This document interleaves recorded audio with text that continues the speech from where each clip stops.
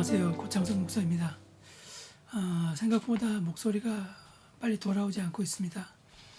이게 항암제 부작용 중에 하나인데 여러분께서 기도해 주셔서 빨리 목소리가 회복되어서 전하는 저도 편하고 듣는 여러분도 편할 수 있도록 기도해 주시기 바랍니다. 계속해서 민수기 말씀 보겠는데 오늘은 민수기 8장 말씀입니다. 8장 1절부터 4절까지 말씀을 보겠습니다. 민수기 8장 1절에서 4절까지의 말씀 제가 읽겠습니다. 여호와께서 또 모세에게 말씀하여 이르시되 아론에게 말하여 이르라. 등불을 켤 때에는 7 등잔을 등잔대 앞으로 비추게 할지니라 하시매 아론이 그리하여 등불을 등잔대 앞으로 비추도록 했으니 여호와께서 모세에게 명령하심과 같았더라. 이 등잔대의 제작법은 이러하니 곧 금을 쳐서 만든 것인데 밑판에서 그 꽃까지 쳐서 만든 것이라. 모세가 여호와께서 자기에게 보이신 양식을 따라 이 등잔대를 만들었더라. 아멘.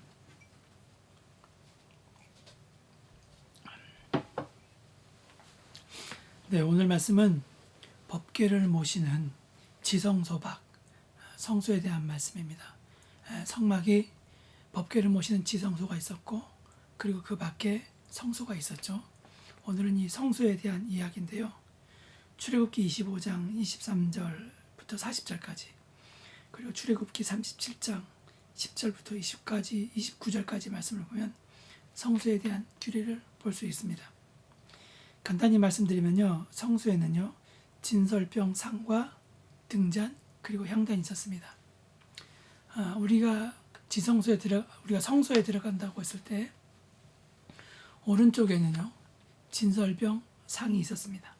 그리고 왼쪽에는 등잔대가 있었습니다. 그리고 바로 앞에는 향단 이런 구조가 되어 있습니다. 여러분 상상이 되시겠죠? 그 중에서 오늘은 등잔에 대한 이야기인데요.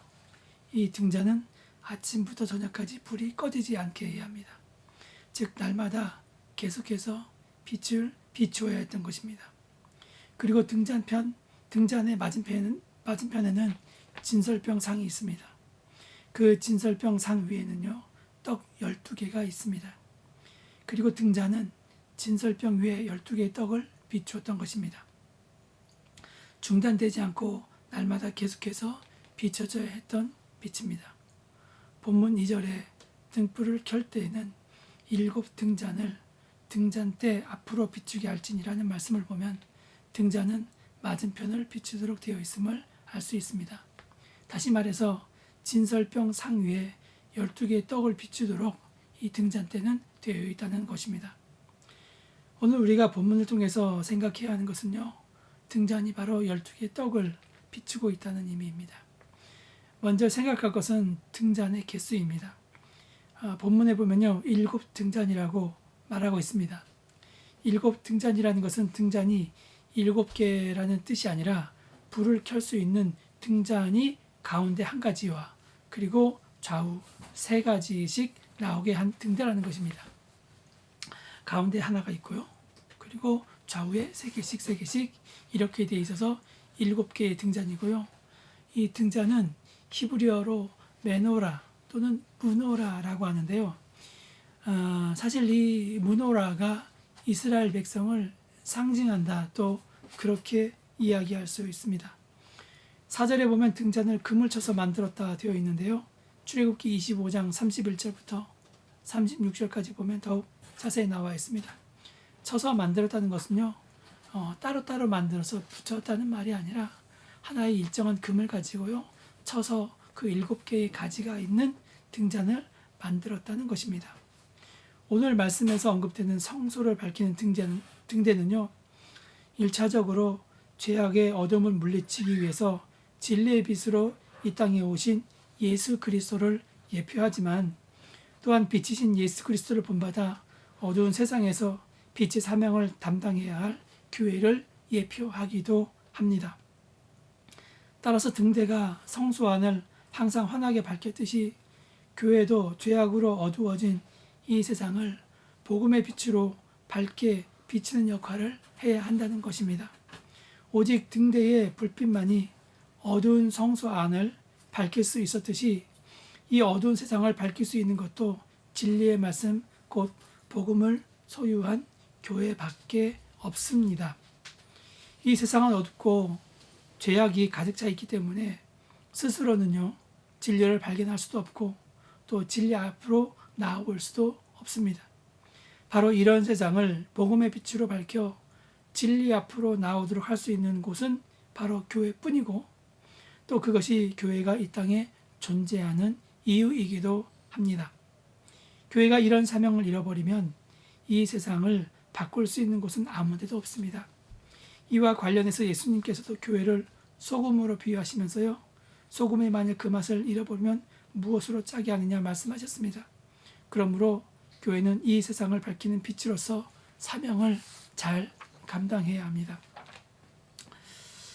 제가 지금부터는 조금 불편한 말씀을 드리겠습니다. 혹시 이 말씀이 불편하게 들리셔도 여러분 우리에게 꼭 필요한 말씀이라는 것을 생각하시고 들어주시기 바랍니다. 그런데 오늘날 많은 교회들이요 이런 교회의 본연의 사명을 잃어가고 있습니다. 예배당의 건물은요 아주 웅장하게 하늘 높이 치솟아 있습니다. 교회는 매우 비대해져 있습니다. 전국 방방 곳곳에 십자가가 없는 곳이 없을 정도로 수많은 교회들이 세워져 있습니다. 또 교회를 표시하는 빨간색의 십자가 네온 등불은요 밤하늘을 밝히고 있습니다.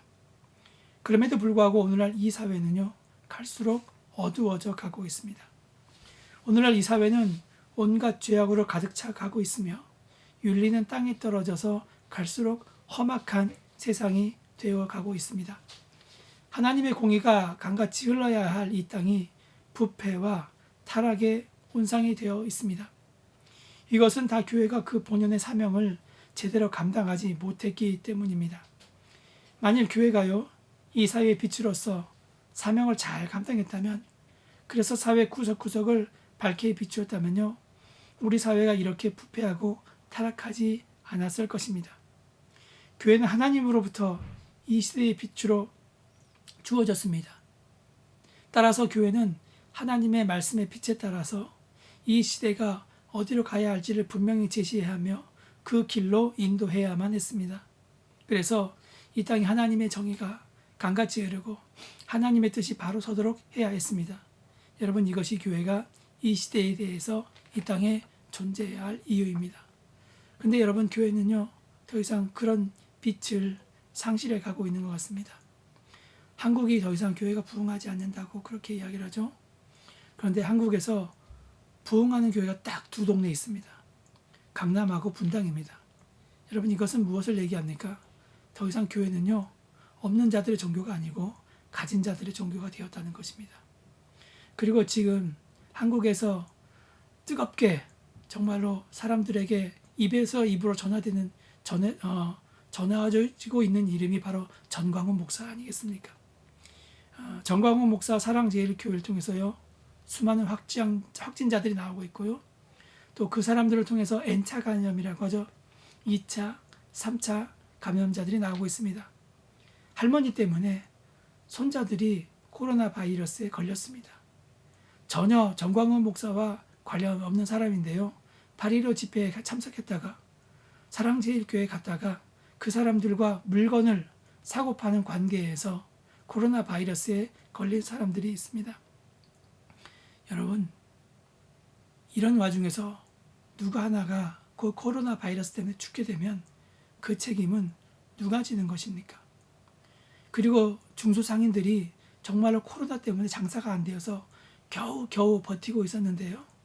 여러분 그런 사람들 이제 사람들이 더 이상 거리에 활보하지 않아서 장사가 안 되어서 도산하게 되면 그 사람들은 과연 누가 책임을 지는 것입니까? 의료계 종사자들도요 이제 어느 정도 되었다고 생각했습니다. 그래서 어느 정도 안심을 하고 있었는데 의료계 종사들이 정말로 죽을 힘을 다해서 이 코로나 바이러스에 걸린 사람들을 돌보아야 합니다. 그러다가 의료계 종사자들 중에서 목숨을 잃는 사람이 있으면 그 책임은 누가 져야 하는 겁니까? 요새 교회에서 하는 말들이요 뭐냐면요 미안합니다, 죄송합니다입니다. 여러분, 이것은 종교 탄압이라는 논리로 받아들이는 것이 아니라요, 교회는 이 시대의 빛과 소금으로서 사명을 다해야 합니다.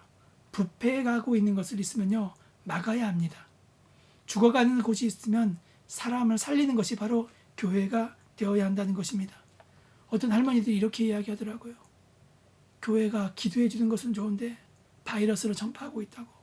참 씁쓸한 이야기가 아닐 수 없고요.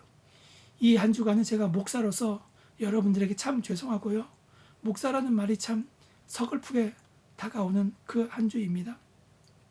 정부 정책을 따르지 않는 것이 왜 문제인지 모르겠습니다. 여러분, 캐나다는요, 교회 문 닫으라고 하면요, 알아서 잘 닫습니다. 지금도 캐네디언 교회 중에서는요, 교회 문을 닫고 있는 그런 곳이 많습니다. 알아서 온라인 예배를 하고 있는 곳이 굉장히 많습니다. 그렇지만 정부에 대해서 어느 누구 하나 무엇이라 하지 않는 것입니다. 여러분, 그 사람들이 신앙심이 없어서가 그렇지 않습니다. 제가 만나본 캐네디언들은요, 삶이 곧 그 사람들은 신앙입니다. 정말 예수를 위해서 죽을 수 있는 사람들이 바로 그런 사람이라는 것입니다. 여러분, 그렇기 때문에 교회의 사명이 무엇인가 우리는 다시 한번 되새겨야 하고요.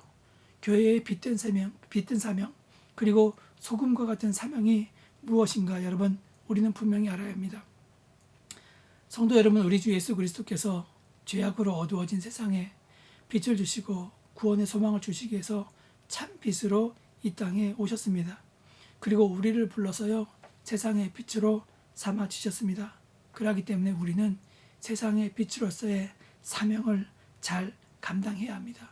내가 신자로서의 그 사명을 잘 감당해야 되고, 나 한 사람 한 사람이 교회로서의 그 사명을 잘 감당해야 합니다. 등잔불의 불은요, 꺼지지 말아야 하고 온 세상을 환히 비춰야 합니다. 그것이 바로 우리의 사명이고 교회의 사명이라는 것을 다시 한번 생각하시고 오늘 하루도 그 사명을 다해지는 여러분이 되시기를 간절히 축원합니다. 기도하시겠습니다. 하나님, 우리의 사명, 교회의 사명, 신자로서의 사명을 잘 감당할 수 있는 우리 모든 사람들이 되게 하여 주시옵소서. 예수님의 이름으로 기도합니다. 아멘. 말씀을 전하는 저도 마음이 무겁습니다. 그렇지만 여러분, 오늘 이 시간 기도할 때는 정말 우리가 교회로서 사명을 다하고 있는지 다시 한번 생각하시고, 그렇지 못했다면 회개하시고요. 정말 교회로서의 사명을 다할 수 있는, 신자로서의 사명을 다할 수 있는 우리 모두가 되기를 위해서 기도하시고, 또 여러분의 각자 기도 제목을 놓고 간절히 기도하겠습니다. 기도하시겠습니다.